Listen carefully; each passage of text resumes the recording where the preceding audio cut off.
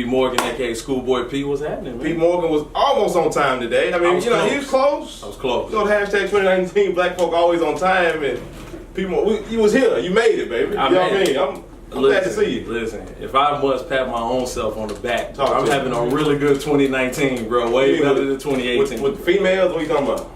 Being there on time. I saw you in your DN for the show store. I mean, what you talking about? I would. Chill. You gotta watch people. I don't know. You know, only people late from work. He's not coming from work. He was off today. He was still late 15 minutes. What were you doing, bro? Bruh, I went to work. Oh, okay. I thought they fired you. You still there? That's real. All right, shout out. Pete Morgan still getting that bag. That's real. Craig. All right, what's going on in pop culture, man? Don't get too much into Kels yet. Because you already know that's what I was. I want to get to Kels a little later. Oh man, we got the minister with us. I want to break it down. I don't want to just lightly step on Kels. The memes, you gotta respect Black Twitter. I'm a comedian, but Black Twitter, it ain't nothing. I mean, listen, Black Twitter's a sad. We were talking about the news earlier. You want your real news, bro? You can find it on Twitter, bro. You can find the real news. And when we talk, just to not to skip over it, he did an interview. R. Kelly did an interview with Gayle King. Yeah. And it was a lot. It's very exuberant. He did a lot of, he just did a lot of talking. Yeah. I don't know. You think it was necessary to do all that? Because I mean, we said, because I always said Cosby should have said something, and he didn't, and it cost him. Then Kels came out, and now I don't even know. Like, I thought he should have taken the cut. Well, the thing is with Robert. That's what I call him. That's his mama's name, Robert. The thing with Robert is, bro, it's like, I don't know. Like, he's literally, like, we've been doing this, like, you and I, what, 29? Yeah. 30? Mm-hmm. Like, I mean, I look 21, but I'm about 30. Robert been doing this for, like, our entire life, just about, bro. Yeah. If not longer. Like, 30 years, like, people been knowing that. Like, the only thing that worries me is, like, 90% of Hollywood don't look like us. You see what I'm saying? I'm true. And out of that 90% of Hollywood, I say 80% are sick sexually deviant, nasty, pedophile, homosexual. Not that homosexuality is sick, but I'm saying the pedophilia is in Hollywood rampant. Right. And I feel like they're trying to make us the face of that. You know what I mean? And so you find it's like 100 people, 5 of them black, that are pedophiles, and you want to put Michael Jackson, Oprah. I ain't messing with Oprah, bro. She hosted the Michael Jackson. They did some kind of documentary on Michael Jackson. Never Leaving Neverland or something like that. I ain't seen one Pope documentary yet. You hear me? I ain't seen one of them. Listen, Woody bro. Allen, I ain't seen none of that. Listen, bro. But you got Oprah standing up. Where the energy was at with the meat industry? Man, Oprah came in the meat industry and they told her chill and she chilled. Man, here's the thing. But when it comes to us, they had a commercial at the last award show. Who's that? Last Scorsese.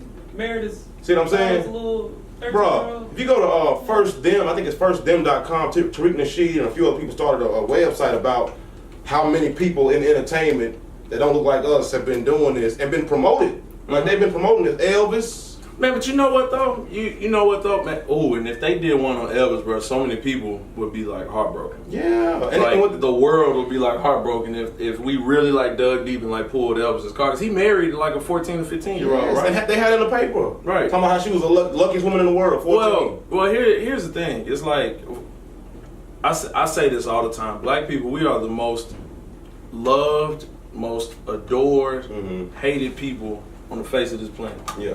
Because you can literally name any of our lighter pigmented counterparts. Okay, yeah. Chances are they would love to like switch shoes with us for a day, as long as it's safe. Yeah. As long as they don't have to put up with what it is that we have to go through every day as people of color. Think about it. Black people are the smartest. We're the most attractive. And of course, I'm a toot our horn. You know, we are the most athletic. We are the healthiest. We like, you name it. We at the top of the food chain. The only thing that we're not at the top of the food chain in is unity. Yeah. So as far as going back to your point of Hollywood, you think our lighter pigmented counterparts ain't got each other's back? Because they know that, yo, if I mess up and let this guy get caught or this woman get caught, I might get implicated too, and I ain't trying That's to. That's my only thing. And people have come out and even said stuff like, "Man, this has happened," and then you hear on The View a lot of those women say, "Nah, you understand what you're saying right now? You're trying to ruin Hollywood. You're ruining legacies." Yeah. So it ain't really about pedophilia. They don't really care about pedophilia. You know what I mean? I don't feel like you really care about that. Now, mind you, Am I caping for R. Kelly? Nah, fam got a problem.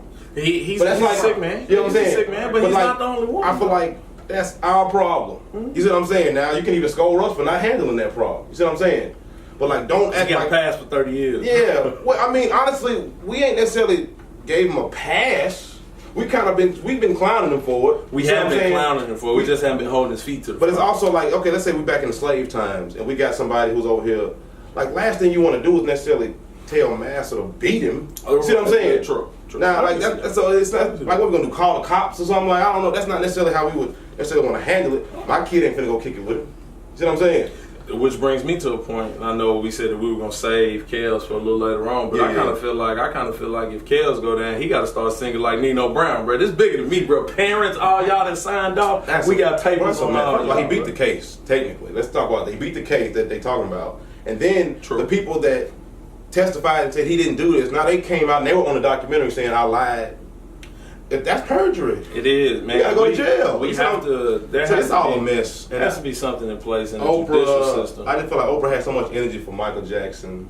You gotta watch these Oprahs and these Steve Harveys. You gotta watch them. No, that was a dog though. Who was that? Oprah. What you talking about? Chi-Town? No, Mike that was Jackson? people, wasn't it? That's how they do you. And he gone. He can't even defend himself. Turned on. But that's how they do. I'm just saying the meat industry had her own hush mode. She came after them talking about that vegan stuff, and the meat industry put that pistol to her and said, chill. She said, all right, let's go eat some hamburgers. Let's go eat some chicken nuggets, because she don't want that smoke.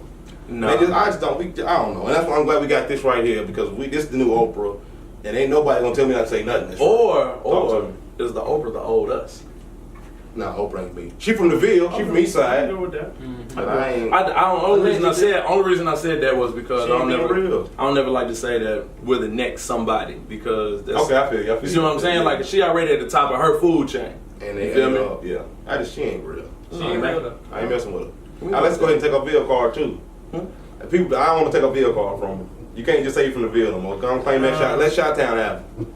Yeah. Let Chi-Town have it, bro. I think Now her daddy who got the barbershop, I respect that man. You gotta respect him. Keep Winfrey Street. We're gonna let her. Even though he's known to take a man back. We're gonna let her. Don't let him do your edge up there. But not respect to him. I'm just saying he took my boy back. I said, God, he put his sideburns behind his ears. I said, come on now, Winfrey.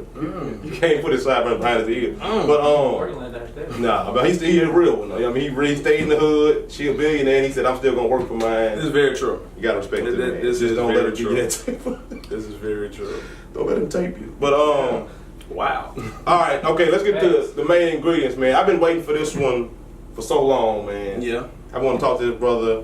I think the Nation of Islam is the most empowering organization that has impacted black people since we landed over here in this country. Now, I'm not trying to slight the slave insurrections, and cause, I mean, you got to respect that. You got to respect Marcus Garvey, Pan-Africanism. I ain't trying to disrespect that, but man, you digging in the pages in the history book that they ain't really go over in the Metro National Public School. No, I ain't teaching Them about whole that. chapters missing. Yeah, I had a couple history teachers that would touch on that. Shout out Donna Shout out to Shaw. them. I ain't had no teachers that talked about none of that. You in the Hillwoods. Yeah, they ain't want to teach me that. You in the Hillwoods. Luckily, I went to a few black privates. F.H. Jenkins, they put me up on They some put game. you up on it, okay. Right down the street. But yeah, man. Yeah, well, but so yeah, anyway, I say that to say, man, it's such a big deal, and I feel like we almost used to it, and the influence is so deep within the culture now. It almost is like normal, but that stuff ain't normal. Like when you talk about, sometimes we try to talk to our boys, hey man, we gotta eat right, or hey man, like stop degrading your girl or degrading yourself, stop busting that pistol. You know how hard it is to communicate with our people in 2019? It's difficult. Imagine in like 1930s, 1940s. It's difficult, man. Like where they just came out of slavery, they barely reading. You know what I mean? Like, and Elijah Muhammad was actually, he made people cleaned them up. We reading, entrepreneurship, like that's miracle stuff. You know what I mean? So I feel like they don't get enough credit for that. We got a minister, Brother Samuel X, coming here today. I got so many questions for this brother. And I feel like Nashville don't even understand the impact of the Nation of Islam as they should. So this ain't necessarily about religion. You can be Christian, atheist, Buddhist. At the end of the day, they are for black folk. And I was telling my mama that. Like, don't go down there with them Muslims. They talking about that. I said, I'm going down there. That's what I told her. I'll be in Mount Zion next week, but this week I'm going down to the mosque. Yeah. You You know what I mean? So anyway, let's welcome my brother Samuel X to the building. You come sit right here, brother. Yes, sir. And man, I've been waiting for this so long. I got so many questions. Yeah. Me too, man. So empowering, man. Thank you for coming to the show with us, man. Thank you. Okay, first I want to kill some misconceptions about the Nation of Islam. Please do that. That's what I was gonna say. Just so I want people to check out. out. We're gonna kill some misconceptions, ask you a few questions, Please, let's do that. and then I want to know about your story. Yes, sir. How you got to Nashville, became a minister. You know. So I guess the first question is, let's just go straight to misconceptions. Did Farrakhan and the Muslims assassinate Malcolm X? Emphatically no. Okay. In fact, declassified counterintelligence documents have been released by the FBI via the Freedom of Information Act, where the FBI took credit for not only separating Malcolm X from the Nation of Islam, but also for having him killed. In fact, if you go and look at those documents and go in the Freedom of Information Act, you can find this, where the FBI took credit for not only separating Malcolm, but killing him. Wow. Also, when you also look at the dynamic that happened, the thing about Malcolm, I could really go in depth, because the thing about this is people don't understand, Malcolm was our brother. Yes. And, there's inside information within the Nation of Islam that the public does not know. But we rely heavily on, the movie or what other people tell you. It's just like as if you got your own family history. Mm-hmm. But yet Spielberg wants to do a movie about your family history and don't consult nobody in your family and then tell your story. Yeah. How you gonna tell our story? Right. And you ain't even asked us. They talked to the first. They didn't know what really actually happened with that. But in dealing with Malcolm in this day and time has brought more attention to the Nation of Islam dead now than he has when he was alive. Yeah. But the misconception that the Nation of Islam killed Malcolm, knowing just common sense, if the Nation of Islam, we know and everybody knows we're not liked. Mm-hmm. They know Farrakhan is not liked or loved. That's a fact. If he and the nation were guilty, we would be under the jail. Yeah. Mm-hmm. You're right. But that brings up other words. That means y'all must be agents. Prove it. We have so many people that are trying to prove, or not really prove, but say that the Nation of Islam is responsible for the death of Malcolm. What benefit would that serve us? Right. To have this man killed when that is not the way that we were taught to. We don't carry weapons. How will we get the weapons? But matter of fact, look at Dick. Those who know about Dick Gregory. Dick Gregory was a very, very may he rest in peace and may God be pleased with him.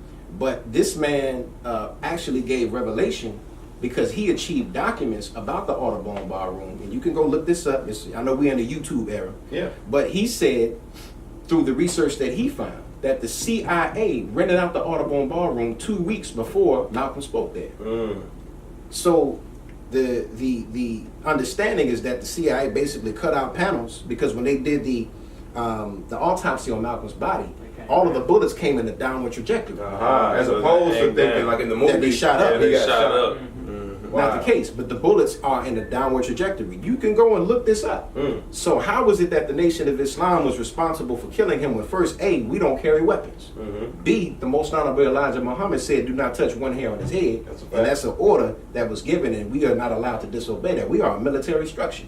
Okay? And then the CIA rented out the ballroom. The FBI, the things that were happening to Malcolm, if you really look at his words and read his autobiography, which really wasn't an autobiography, but read his words, he said that the things that were happening to him, he knew that the nation was not responsible. That's a fact. That's a fact. So the fact is that... And this was during the breakup, he said. This was during his separation. And here's the thing. Malcolm only spent a little bit of 1 year outside of the Nation of Islam.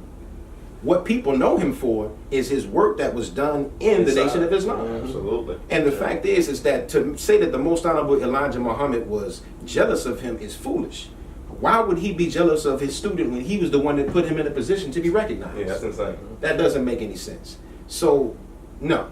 And I can go further. No, that's great. That's great, bro. I'm glad you wrote that down. Because I want to just kill a lot of this stuff, because when I try to bring brothers to the mosque or tell people about Farrakhan or Elijah Muhammad, these are always things that kind of discredit the message. You see what I'm saying? And may I say this too, because I can give further details, but since I know the type of people that we're dealing with, we're in the era of videos and we believe what we see on YouTube. Go look at the YouTube interview where Ilyasa Shabazz, which is Malcolm's youngest daughter, was being interviewed by DJ Vlad. Okay. And she said, quite frankly, so this is recent. This is recent. Yeah. She said that the nation was not responsible. She said that no Muslims even did this. Right.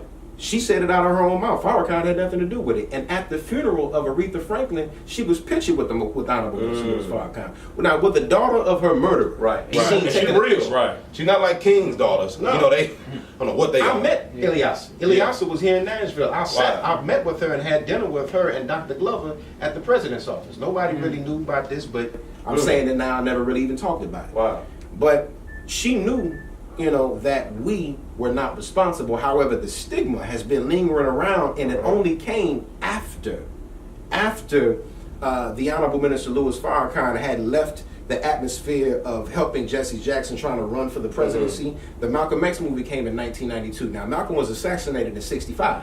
Why is it that none of this stuff came up between 1965 to 1992? What you got to think about motive.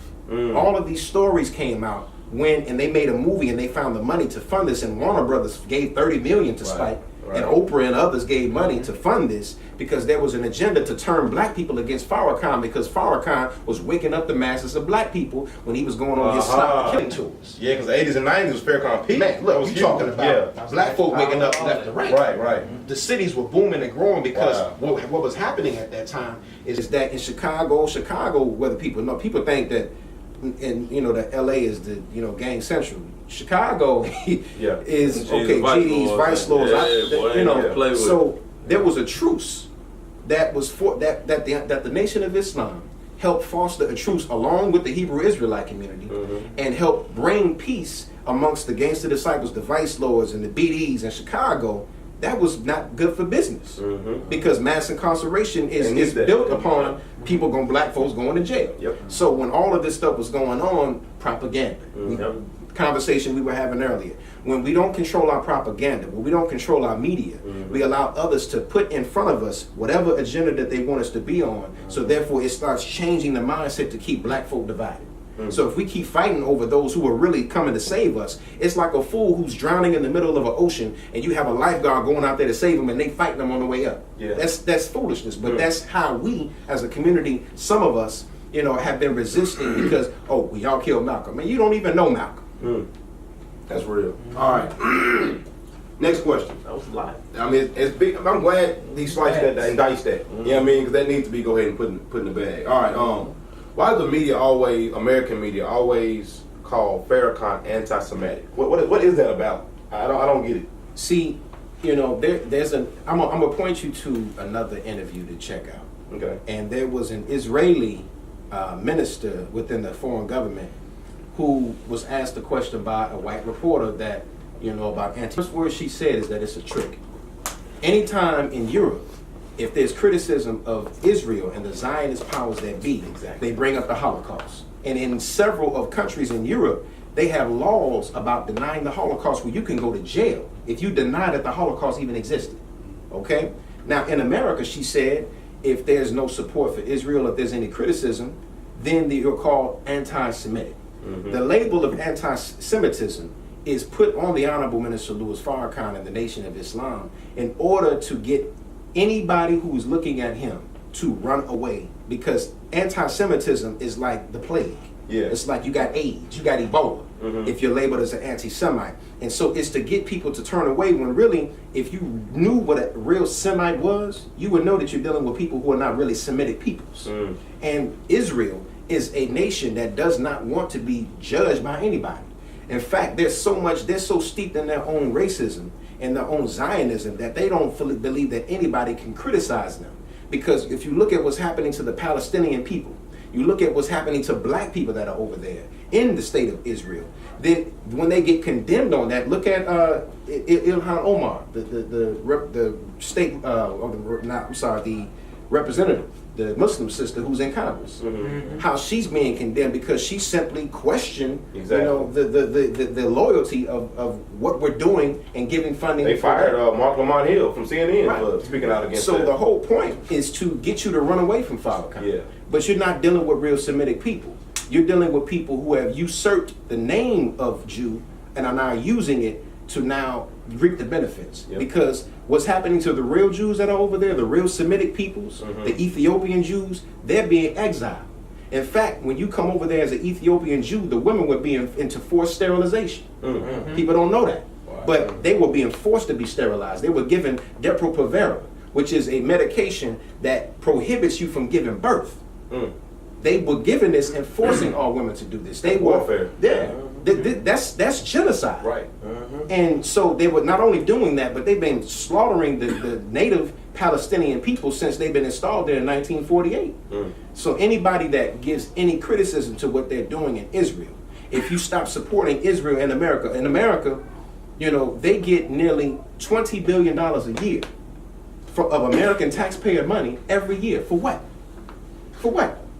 You got people that are homeless. There's no money for them. You have veterans that have served the country and come back home and they don't have anybody to take care of them or to feed or clothe them, and they're homeless. They're messed up from war. They're messed up from what happened when they were in combat, and there's nobody to take care of them. The VA turns their back on them. But you have $15 to $20 billion a year that goes to Israel every year, and if 1 cent gets turned away, then they raise hell. AIPAC. The very fact that the sister criticized AIPAC, and I know you asked me about the minister, but it's all tied in together. For sure. Because that's a new attack weapon I'm seeing used. They do it on LeBron. That's they do it on 21 Savage. Think about it. Now, here's the thing. They want to say it's anti-Semitic to say they have this influence, but they use the same influence that they say they don't have to shut you down. Exactly. That's if that ain't an oxymoron, I don't know what it is. It's hypocritical. How are you going to say and condemn people for saying you have all of this influence that you really have, and then you use the influence that you say you don't have to shut them down? Right. Why are you making LeBron apologize? Why is 21? You supposed to be Savage? Yeah. Why are you 21 Savage and you apologize? That's a fact. For using a line about getting Jew money? Yeah. What's wrong with that? And this was clearly a credit to their financial stability. This wasn't like he was saying, let's go fight the Jews. No, but they know that. You see what I'm saying? He was giving them props. Like, y'all got money. Same with Jay-Z. I want to get it like y'all. I'm trying to get the bag like y'all. That's all he's saying. Exactly. And so now, but they don't want anybody to know, because here's the thing. They don't want anybody to accept that they have the bag, because if they know how they got the bag, don't run you hot. Then you start exposing who they really are. Then you start exposing that the banking system, which is Jewish, has ties with Jewish root, the Rothschilds. You start understanding that they got it from slavery. That the Jews that run Hollywood, it started in slavery. It was steeped in Jim Crow. That's a big problem of mine. I feel like a lot of the people that run Hollywood are Jewish descent or Jewish people, so-called. And I feel like a lot of the minstrel show, a lot of this blackface stuff you're seeing, a lot of this stuff that degrades black people, dehumanizes us, was put up by this, and nobody ever gave y'all problems for that. Ever. So then we say, hey, I want to get money like Jewish people, and then people try to, I don't like that, man. See, we pulled the cover off of Satan. And when you pull the cover off of Satan, Satan doesn't like to be exposed, because when the Nation of Islam Historical Research Team put out the secret relationship between blacks and Jews that we got from them.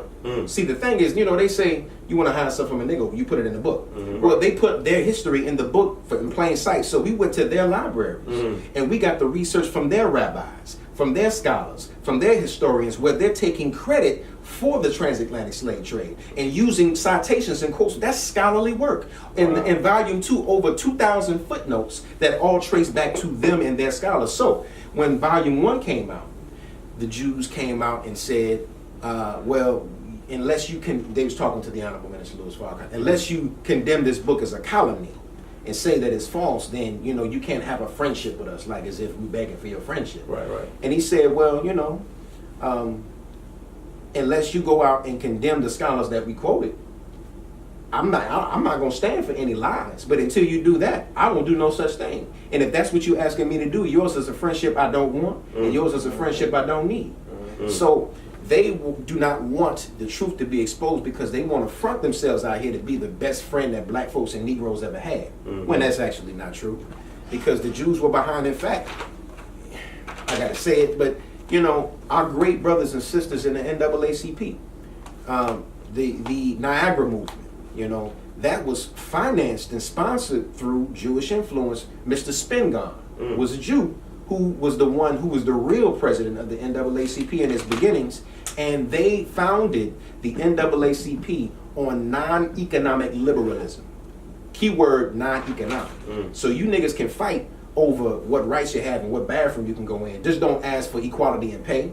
Just don't ask for having your own independent banking system. Just don't ask to be really free from us. Right. You can be emancipated, which means to be free from one's hand and not one from control. But you can never be free. So you can fight for all the little so-called justice that you're not thinking that you're getting, but you'll never be economically free, which will really free you. Right. So this is the cover that has been pulled off. So we put out the research that we got from them telling basically on themselves. Yeah. And we put out books on volume 1, 2, and 3 of The Secret Relationship Between Blacks and Jews, how white folks got so rich. We're tracing the origins of where their money came from. And when you look at the names on the manifest of the slave ships, they were Jewish names.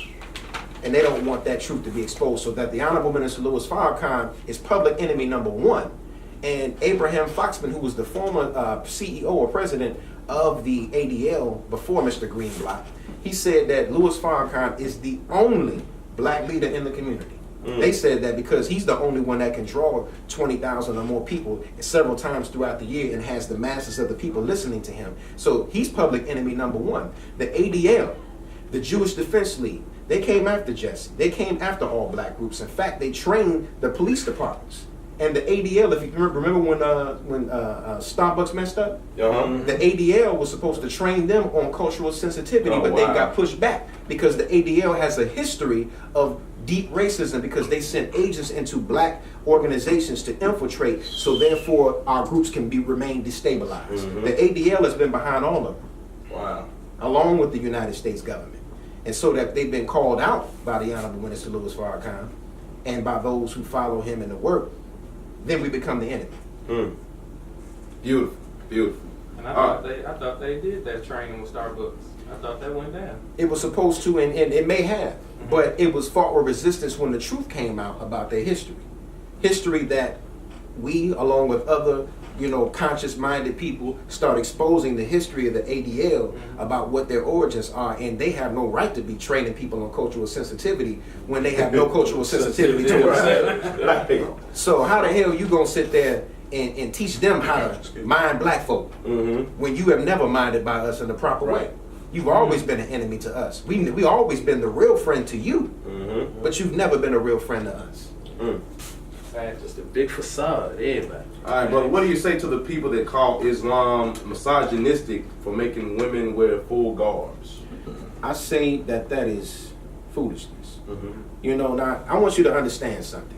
There's a difference between Islam and Arab culture. Arab culture and Islam are not the same thing. Okay. What people think is Islam is really deep-seated, tribalistic Arab culture. In their culture, tribalistically, when Muhammad, peace be upon him, was awakened in 1400 years ago, the Arabs were burying their girl children in the sand alive. They had no respect for the female. Wow. They would marry women for their wealth, take their money. They sound like some Negroes today, but they marry women for their wealth, take their property, and then divorce them after they got the property. This was the practice. So there's chapters in the Holy Quran that reveal on how to properly deal with the female and treat her with equity. But that's not practiced in the culture of Arabs. So there's certain things that people have a misunderstanding. And if you look at the women in the Nation of Islam, they're covered as if you read about how Mary and those who were following Jesus were covered.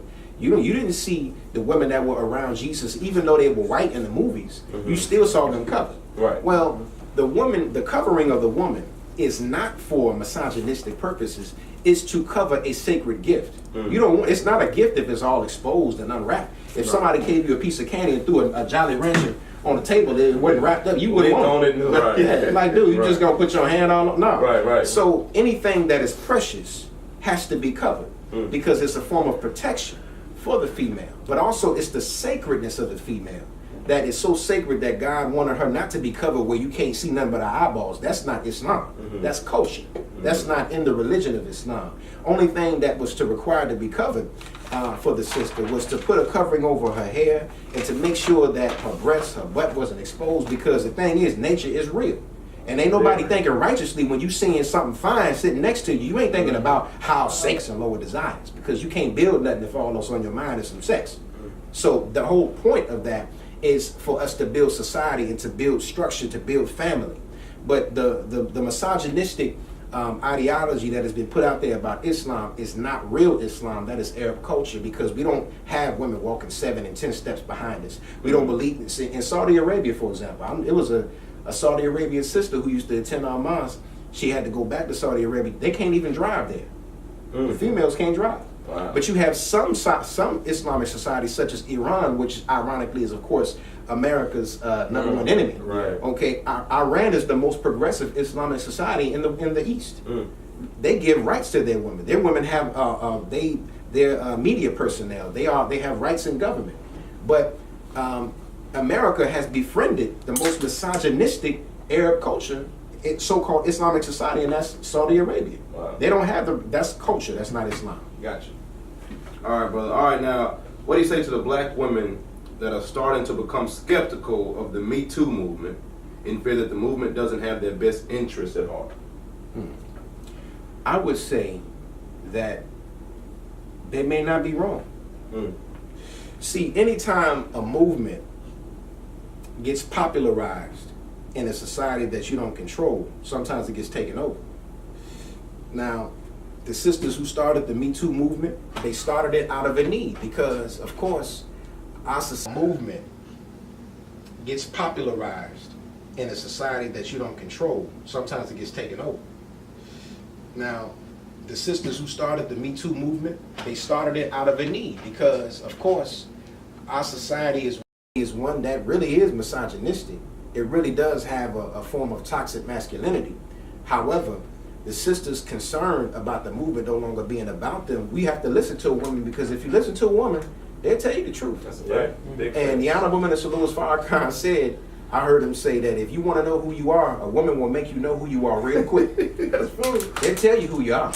So you have to listen when a woman is in a position where she feels that her rights are not being recognized, because 99% of the time she's probably 100% correct.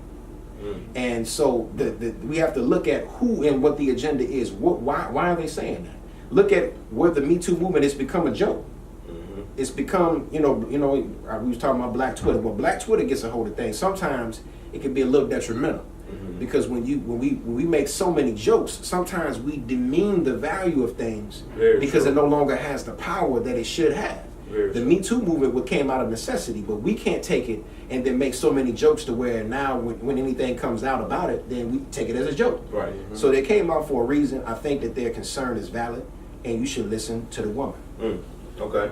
And what's your feel on this R. Kelly and MJ getting blasted in the news and taken down?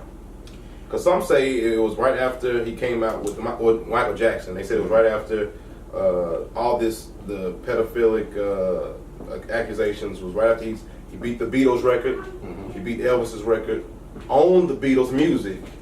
The week after, he's a pedophile in the news. And Michael Jackson said that himself. That's right. So what's your take on this? Well, speaking on Michael, the Honorable Minister Louis Farrakhan did a lecture right when he was really murdered, called The Crucifixion of Michael Jackson. And he was a very close friend of the Honorable Minister Louis Farrakhan. In fact, people don't know this, but the tour bus that the Honorable Minister Louis Farrakhan has, Michael Jackson gave that to him. Wow.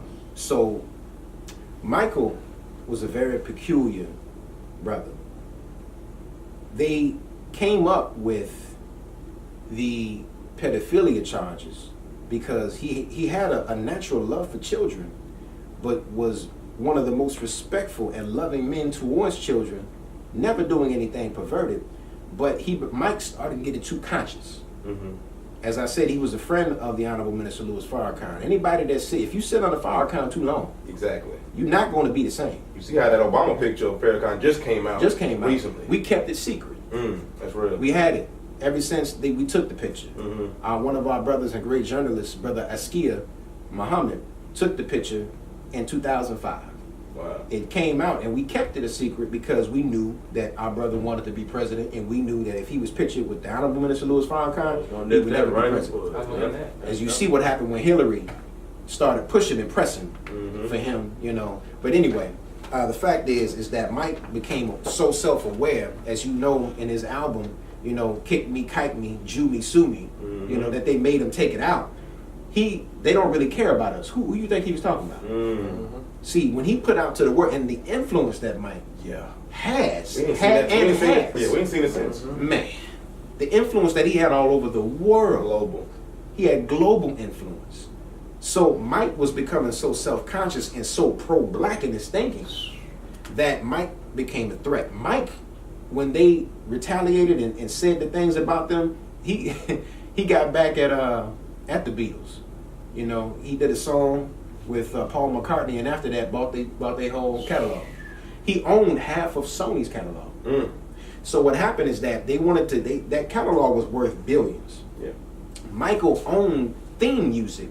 He owned so many things that Michael was so asset rich that they wanted to keep him cash poor, so he would borrow on his assets in order to get the catalog back. That's the game they play. Right. So in order to do that, they kept him in litigation. Now, the first time with the little boy that came up, he didn't want to deal with it. He just made a mistake of just paying $20 million because he didn't want to deal with it. Just to kill it. He had the money. Yeah, right. I mean, $20 million for a billionaire? Right. Mike, okay, it's just whatever. But the boy and the father came back later and said on court records that they lied. It was all about money. Did they ever do jail time? Nope. So then, you know, it comes again. They start putting out Wacko Jacko. If you notice, the FY was around him then. You know, we were doing his security. But Michael was so influential and so dangerous, and his music was so coded that people were being entertained but also being trained at the same time. So Michael had to go because they knew the power and the influence that he had, that he was too dangerous, and plus the amount of assets that he had, they had to have that back. As the Honorable Minister Louis Farrakhan said, they don't want our king owning the rights to their king. So they had to get that back. He had Elvis's catalog. Yeah, exactly. He had them all. So it was all an objective to devalue and degrade, because if they can't get you one way, eventually they'll kill you. And now you look at what those catalogs, Sony got them back. Yep. They right now trying to get Prince's back after they murdered Prince. Prince was another one. See, when Prince went with the symbol, you know, people didn't understand. They thought he was being weird. Prince, another pro-black man. That's a fact. Prince loved black people. He wore for a while a slave on his face. Yep. Because he didn't have rights to his own name. So once again, and they call us anti-Semitic, you look at the managers, the accountants. See? These were Jewish men. You ever seen Cadillac Records?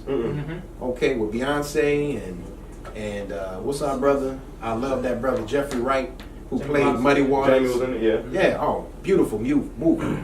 But in that movie, it exposes exactly how they were using our talent, because they didn't have the talent. So they used black talent, got behind the black talent, managed the black talent, but kept us broke. So they give you a Cadillac. A car or something, Give you a car.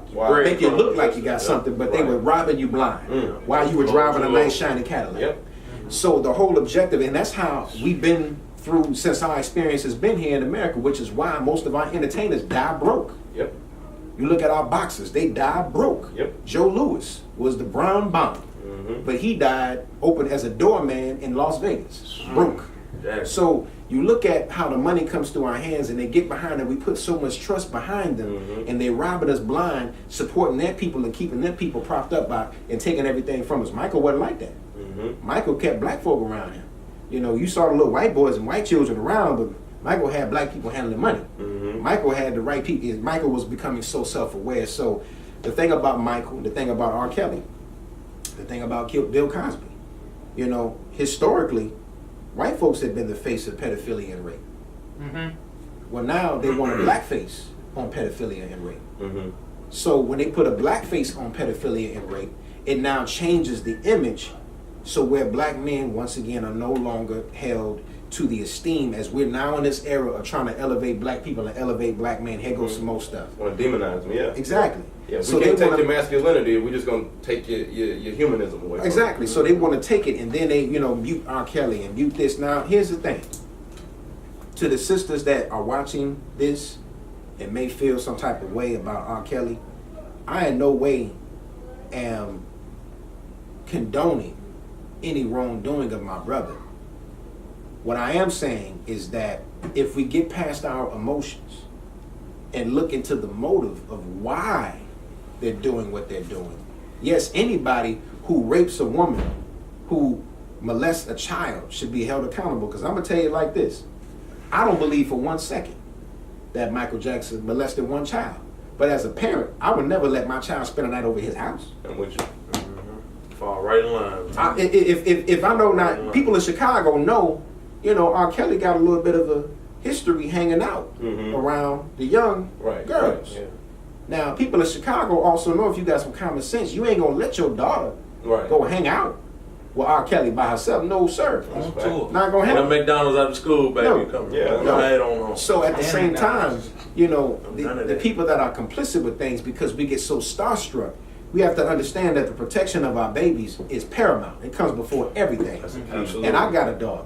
I'll be there. I got daughters, through marriage. So ain't no way in hell I'm going to allow my children to be in a position where they can be taken advantage of, and I'm not there. Right. You can't No. protect them. No. So Slow ultimately, cheap. there's a lot of objectives there, but there has to be accountability on all sides.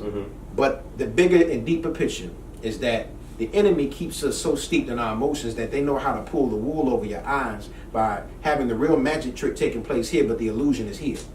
Yeah. So there's an illusion. Okay, yeah, we're gonna dangle R. Kelly and Bill Cosby and Michael Jackson in your face, and Michael Jackson ain't even here to defend himself. Right. Even after he never was convicted, but they're gonna put it back out there just to stain his image even more. Yep. Okay. Put a few prominent faces out there that will legitimize it. Absolutely. They said they would have taken some of his music down already. Oh, well, and we're in an era and a society that's very dangerous because now you're going back to an era where you're guilty before proven innocent, instead of innocent before proven guilty. Yeah. And when you're guilty in a court of public opinion, now you're convicted and tried and even sentenced to death in the public before you even have a fair trial. Even if you've had a fair trial, it don't mean nothing, because as long as the media puts out there the narrative that you're this, that's what the people take, because we take everything on face value. Yep. Like you said, that whole illusion over here, Oh, yeah. magic trick. Yeah, I I'm mean, telling like, folks, you man, it got was- R. Kelly and Michael Jackson right here, and then you got the Pope over here chilling. Yeah. Not the Pope today. I don't know what he on. Maybe he's on it too, but we know what they've been on. The whole Catholic Church. You got 6,000 plus cases Wow. of rape within the Catholic. That's reported. Yeah. Exactly. So That's key. so- Reported. It's Reported here. So cases. is it, who knows Now- how They many had a joint really meeting, went there? had a whole, I'm not sure what country it was at, but they had a full meeting with all the popes and dioceses, and that was it. It was just like, okay. No documentary. And here's the thing. Now it's come out because for the longest it was focused on the children, which is very paramount and important. But now you're hearing all the cases where the nuns, the women, because if you think about it, I mean, first of all, it ain't natural for nobody to be celibate their whole life. It's not natural. You deny your right to have sex, which is a part of your nature, and it's encoded in your DNA to Part of reproduce creation. yourself. Yeah. But you take that right away, and then your perversity takes over, and you start looking at children. But there's nuns in these monasteries and all these facilities as well. They were being raped. Wow. But they remain silent to protect the church because the woman in her nature is faithful to her faith. That's a fact. And so they protected, the Pope and the religious order and the Catholic Church, and never said nothing. So the focus with the children will come out because that's very sensitive, because you're dealing with babies. Right. But the women were overlooked because they were silent and they were silenced Yeah. to where they were not allowed to speak on what was happening to them, but now that's come out. So you're looking at within the Catholic Church, which has been the church that spread Christianity throughout the whole planet through the sword, truthfully, in enslaving. Now here it is, they're using their power to now make it all just go away. And we'll handle it within, because the Vatican is a government within itself. It is. I've been to Rome, and I saw the Vatican. They got their own army. Wow. Their own military, their own police, their own system of government right there in the center of Rome. And when you go into Rome, it's almost like you have to cross the border and go into a foreign country because you literally are. They have a government set up that is supposed to represent Christ. But yet, it represents the satanic forces that have been keeping the debauchery that's been going on from the church silent. Christ ain't never had that much protection. Right. If he had that much protection, he would never be crucified. Exactly. All right, brother. A lot of older black Christians, especially in the South, can't deny what the NOI does for the people. But they say that the Muslims preach hate and prey on the black man's anger. I'm sure you've heard this before. Yeah. Well, what do you say to those old heads to kind of bring them in? Well, I say that to say that the Nation of Islam caters towards the black man's anger is to say that the Nation of Islam has not been doing what it's been doing, and that is cater to the truth. The fact is, we've been so pacified through our experience, especially in the South, because this is where we entered slavery, in the South. We came to this country not as a citizen, we didn't book passage on the Santa and the Santa Maria, the Dina and the Pinta. We didn't book a cruise over here. We came over here as chattel slaves. Yep. So the fact is, if us telling the truth makes you angry, well, for one, it should make you angry. Right. But we're not catering to the anger. We want you to be awakened to the truth, because the pacification of the Negro is what has allowed us to stay in the condition that we've been in, which is that of a now free slave. So when we say we want freedom, we want a full and complete freedom. We're not talking about the fact that, yeah, we've been free physically from chains, but mentally, economically, socially, we're still slaves. So that is the aspect that we've been speaking to. We're not speaking to make you mad and upset. And see, people think they have this misconception that the Nation of Islam is just tear down a white man or what about? No. The Nation of Islam is the most impactful group of people that makes black people accountable for self. We're not looking for nobody to do nothing for us. True. We know that a vote is not going to give us freedom. We know a vote is not going to bring us economic liberation. We know that that's not going to happen. So we're saying, pool your resources, black man. Unite amongst yourself. The Most Honorable Elijah Muhammad said that our unity will solve 95% of our problem. He said that our unity is more powerful than a hydrogen or an atomic bomb.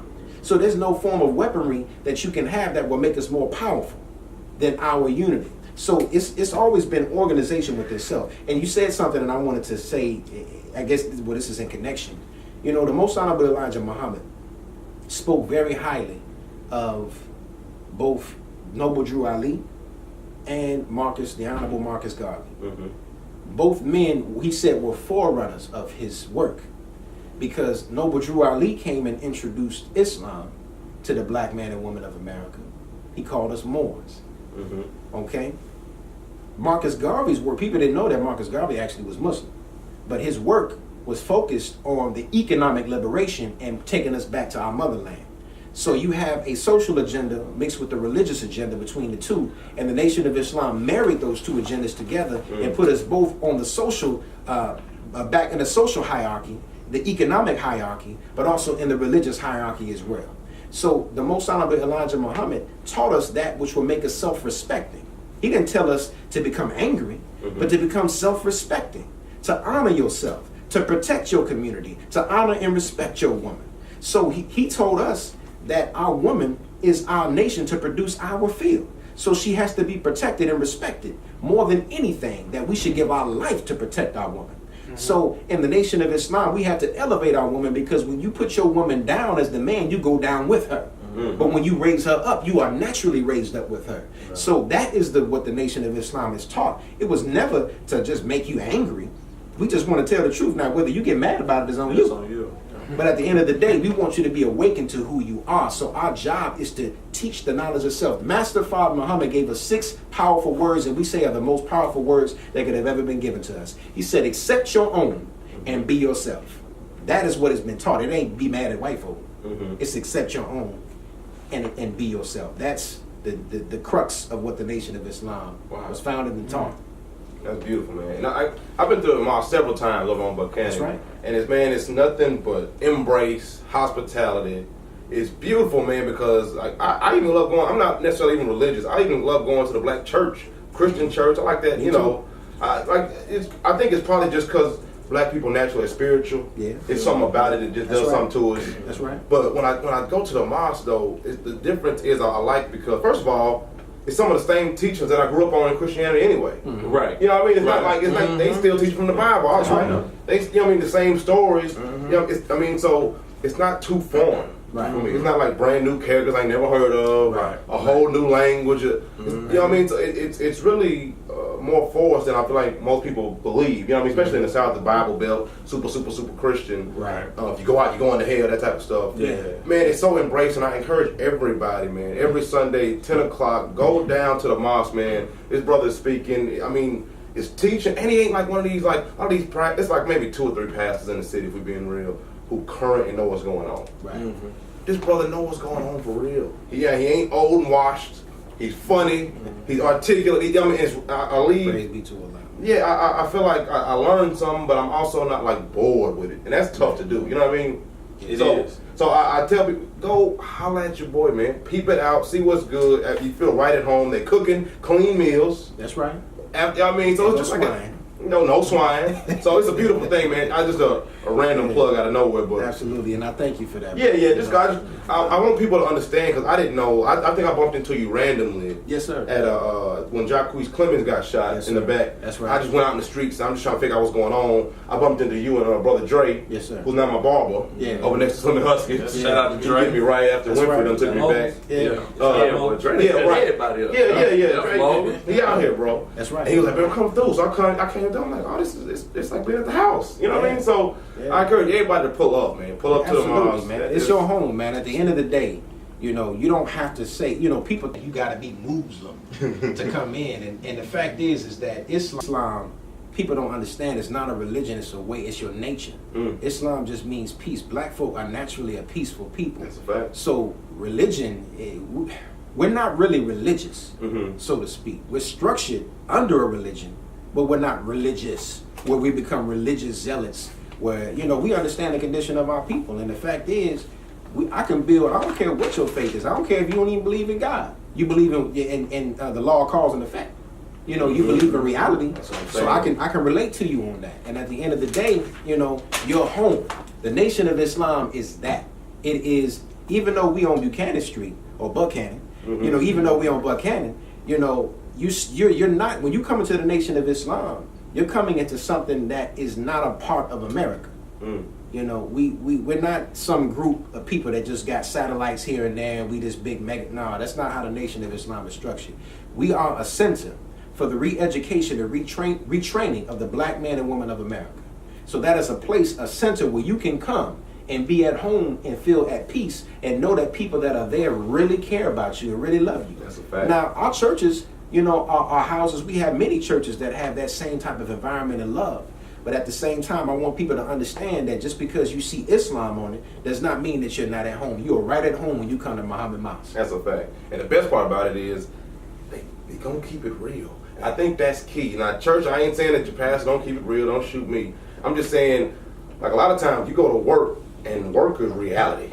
Yeah. A lot of times church can be a release or escape, a spiritual peace. Then you go back to real world. I feel like when I go into the mosque, I go from the real world to the real world. Right. We're breaking down real issues. That's right. It ain't depressing. It's not like, oh my God, it ain't that. But it's like we talking about real stuff. You can go to work in a corporate environment and feel strong within yourself. You see what I'm saying? Like somebody else kind of goes through it. We're not hiding around the real issue. You know what I mean? That's right. So I think that's real. I just want to throw that in there. And then real quick on the wrap up. And I'm still good, low key. If y'all are. As far as time. Okay, cool. Real quick, where were you born and raised? Real quick. I'm originally from Chicago, Illinois, Aurora, Illinois, west suburbs as well. I was in between that and the west side of Chicago. Okay. I came to Nashville to go to school. Okay. What college, high school? Tennessee State. Okay. TSU, Big Blue. Now, were you raised Muslim, Christian, atheist? I grew up in the Church of God in Christ. Okay. Pentecostal Kojic experience. I grew up in the church. Okay. Funny story. Now, I grew up in the church. Now, I love my church experience because it gave me my foundation. However, you see the little meme with the little boy, the little video where he said, "I'm tired of this church." Like, that was me growing up. I hated because I was at church all the time. Yep. And I was in church so much to when I left, I told him, I said two things. I said, I ain't coming back here to live no more, except to visit. And I ain't coming back to the church. I'd be damned if I ain't do both. I came into the Nation of Islam on the campus of Tennessee State University. What happened? Well, what happened is initially my freshman year, 2001, 9/11, all that stuff was happening that year. I started studying. My roommate came and he had all the books. He wasn't reading them. I took them and I started reading them, and I opened up to Message to the Black Man, and I was everything that I knew of my foundation in Christianity. As far as a belief system that was structured on basically mystery and mysterious things, it was really shattered because he asked the question in that book, who is that mystery God? And then went on to talk about God being a man, and it was nothing I never, could ever understand rather in the church experience. But as he began to talk and I began to research, because I didn't take everything on face value, I started researching it, and the more I researched, the more it made sense. And so I started studying more and more, and I accepted on the campus of Tennessee State University in September of 2002, when we had a minister of the Honorable Minister Louis Farrakhan was teaching and speaking on the 3rd floor of the Floyd Payne Campus Center, and I accepted that day when he taught. And it was the best day of my life because it put me on the trajectory that I'm on right now. I never thought the same. I never looked the same. I never responded the same. I took on a new mindset and thinking, and it just transformed everything in my life. So I started making moves on campus that were a little different. I was the dude, I don't look like it, but I was the dude that was smoking the blunt every day. It was Monday, Tuesday, Wednesday, after class, before class, during class. That was that dude on campus every day. But, as I started becoming on a spiritual high, I never came back down. I didn't have to find a weed man. I ain't have to sell no book to get $50 so I can get that 50 sack. I was able to do that, just by reading, by studying, by cleansing my body, by fasting, by taking on things, but also working. Because as I started studying, you can't sit on that type of knowledge and sit still. I had to go to work in the community, so my community activism work began once I became a student and follower of the Honorable Minister Louis Farrakhan, the Nation of Islam. And that's how I got my beginnings. Wow. Okay, now you're married now. Did you meet your wife was she Muslim as well? Did you? Yes. Okay. My wife now this is actually, I'm being real, this is my second marriage. My first marriage, I actually met my wife in the mosque as well. My ex-wife, we have 2 children together. Okay. And then the wife that I have now, my wife here, we actually met, believe it or not, she's a sister in the Nation of Islam, but she was living in Cleveland. And we met like how people meet today, we met on the ground. Okay. All started with that den. We met on the ground. We met on the ground. And just as a friendly exchange turned into something that, grew, and to where she ended up moving here, got a job at Tennessee State University. And now you spend that G. Hey. And became my wife. And That's I thank real. Allah for her. Because she has truly been one of the greatest things that ever happened to me. Because I'm going to tell you, as a black man, as a man, period, you are nothing unless you have a good woman beside you. That's a fact. And that woman beside you defines who you really are as a man. And you need somebody with strength to really pull your coattail. And if we get out of our egos as men, the woman can help take us much farther in our growth and development into our manhood if we allow the woman to be the woman and let her do her job. And I think a lot of she's doing an excellent job as that. That's beautiful. Yeah. That's good. Absolutely. Thank you for coming through, brother. Thank you for having me. This has been probably my most fun, man. This is my type of stuff right here. Man, I love it, man. I love it. And I hope it's not the last. Oh no, absolutely not. We need that. Gonna have to do that. We need you. We do this. We do, every week we got a think tank. We just pull out a random topic right here. Okay. And the first thing that comes to mind, you just spit it out. Okay. These are listener Yeah, questions. these are listener questions. They send these in. It says, what is your most embarrassing moment? Man, hey. Let me find one that's Yeah, safe like- for TV. Like, I gotta go dig in the library for this one. Man, let me think about this one here. Most embarrassing moment. I would say there was a moment, man, when I was in the mosque and we had one of the sons of the Most Honorable Elijah Muhammad was teaching. He was playing music and he's an entertainer and does his name is Brother Rasul Muhammad. And he said, talked about, men and, like how many of y'all in here broke right now? Just broke. You ain't got no damn money. You just broke.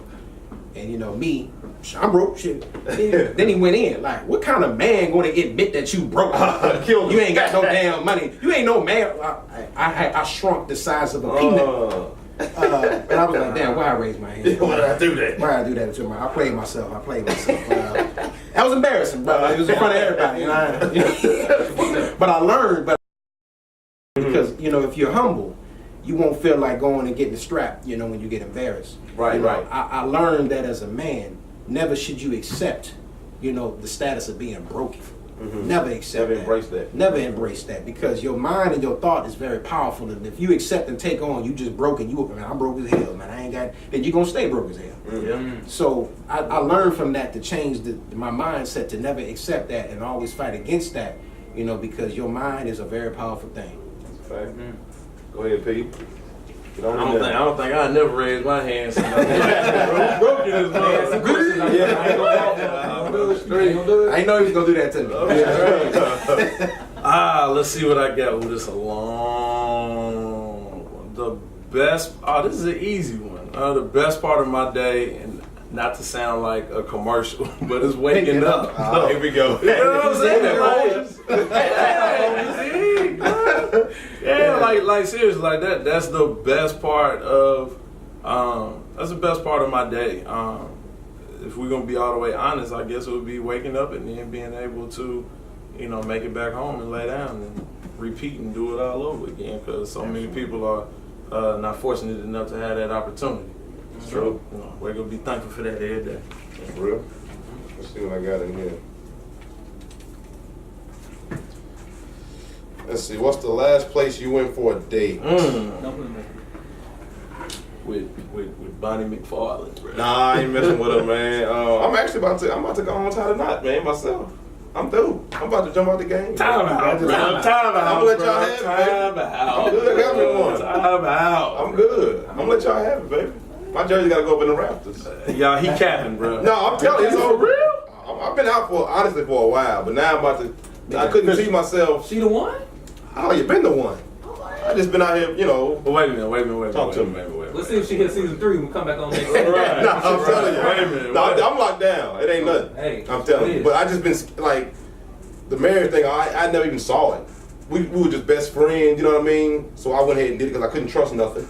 You know what I mean? At all. And I feel like I had bad karma coming to me because what I was doing. Yeah, but we still remember you in that counterfeit money. Man, when I was That story. when I was in college, I feel like I was just almost had a thing for. I had no respect for relationships. You know what I mean? So a girl said I got a man, that almost got me hyped back. You know what I mean? Just savagery. But then it messed me up mentally because I'm thinking now I can't trust nothing. Like she gonna probably do me the same way. What if, you know what I mean? It's a dude like me, just like me. Well, you know what I mean? So I finally found just a friend that was just cool. It wasn't nothing sexual. I mean, it was, but that wasn't a priority. And then wiped it up. And now I'm thinking about jumping out the game, man. About 30. Wow. So MassCtv, we gonna have a wedding coming up here soon. Yeah, man. We in that thing. I never saw it for myself, but then we just, you get old, and then it's game time. Okay. Can't be out here slanging forever, P. Morgan. I don't know what Brother Black is talking about. After a while, Chick-fil-A get kind of tired, man. This is very That's a true. fact. This is very true. That's a fact, man. You can't live off Chick-fil-A and Wendy's, man. Yeah, and On Sundays they close. exactly. Right. And it helped me. It just helped me That's what focus you too. supposed to eat You the know most. what I mean? You supposed to eat on Sunday. That's a You can't fact. Chick-fil-A ain't even got nothing. Exactly. Gonna do it. So yeah, it just helped me focus, man. I didn't even know how much chasing had my mind consumed. I really didn't even know until I stopped, and I was like, "Well, I was thinking about that every day." Like you go to Walgreens, you just thinking you going there for some Skittles. Who I'm seeing them? Yeah, you like on the prowl, don't even realize it. But I'm when seeing you that. lock down, it's like you just going there for the Skittles. Can I tell you a quick story? Yeah, man? talk to me. we have a men's class, you know. Actually, we have one in the public every Monday, the first Monday of the month. Okay. But our men's class, one day, the Honorable Minister Louis Farrakhan taught our class, and he Wow. drew a picture of the female body, and right where the vagina is, he put a big $sign right there. Mm. He said, "You want that? You're gonna need this." Mm. And when you continue to chase that, you're gonna run out of this. Yeah. Yeah. So it's better for you. He Yeah. said the Holy Quran says one is better for you if you but knew. Yeah, but I think what's the saying? You can't keep women chasing money, but you can You keep can't. money. What's No, talking? he said you'll never. He said you'll never Lose. You'll never lose women chasing chasing money, but you'll always lose money chasing women. That's correct. And there it is. So my daddy taught me. Yeah, man. So there it is, man. MassCtv. I'm Josh Black. We're signing out. Make sure you follow me, Sir Joshua Black. What's your Instagram, man? Schoolboy P, SKOOLBOYP, and at Creative Socialite Group. Okay. Spelled the same way it sounds. And then, Brother Sam, where can we find you on Instagram? And also, where can we find, like, every Sunday and Wednesday? What's the schedule? On Instagram and Twitter, my handle is SamuelX615. On Facebook, Samuel X in gray. You'll see that period there for the X. And on Sundays, actually, we meet several times throughout the week. Okay. Wednesdays and Fridays, we meet at 8 p.m. at 2209 Buchanan Street. And on Sundays at 10 a.m. Is that open to the public during the week? It's open to the public throughout the week. You're more than welcome to come, fellowship, come build. You know, we learn, and every day is not a lecture. On Wednesdays and Fridays, we talk, we communicate, we have community sessions, and sometimes we actually open it up and have community forums throughout the week as well. And we're getting ready to do that with many of the city's youth that are powerful and making moves. And on Sunday, you're gonna hear something good and solid that you're gonna take home and digest very well. That's a fact. Do you all have any like streaming services? Like y'all stream online? Actually, I see you on Facebook every Sunday. Yeah, I'm on Facebook every so Sunday. Y'all go live on Facebook But every we Sunday. have our Cool. own. The Nation of Islam has our own streaming service. Okay. Okay, so you can get original content and not just lectures. You get unheard lectures and things from the Honorable Minister Louis Farrakhan, but you also get black content that deal with relationships, that deal with marriage, that deal with what's going on in our community. That's 100% black-owned producers called NFA Studios. So go to nfastudios.com and subscribe, and that is a 100% black-owned streaming service that is run by the Nation of Islam. Well, y'all heard it, and I guess it's time for me to do my thought of the day. Yeah, give it to me. Give it to me. You know what? And I'll be honest, I really didn't have one. Okay. However, sitting here, listening to Brother Samuel X talk, man, it just came upon me, man. Never let somebody who doesn't know you tear you down. Always go with what you know, and whenever you're lost, just go back to your roots. Always try to go back to your roots and just work your way back. That's a And fact. that's all I got today, man. So you want to take us on home? Did I miss Savior's Day already? Savior's Day just happened. Okay, is it's on YouTube or something though? Ain't it got Yes. Okay. You can find it on YouTube or just go to NOI.org and you'll pull up. It'll be right there on the front page, on the banner. And then this is a very dumb question. Forgive me. When is Ramadan? Ramadan actually changes every year. It's Okay. based off of the lunar calendar.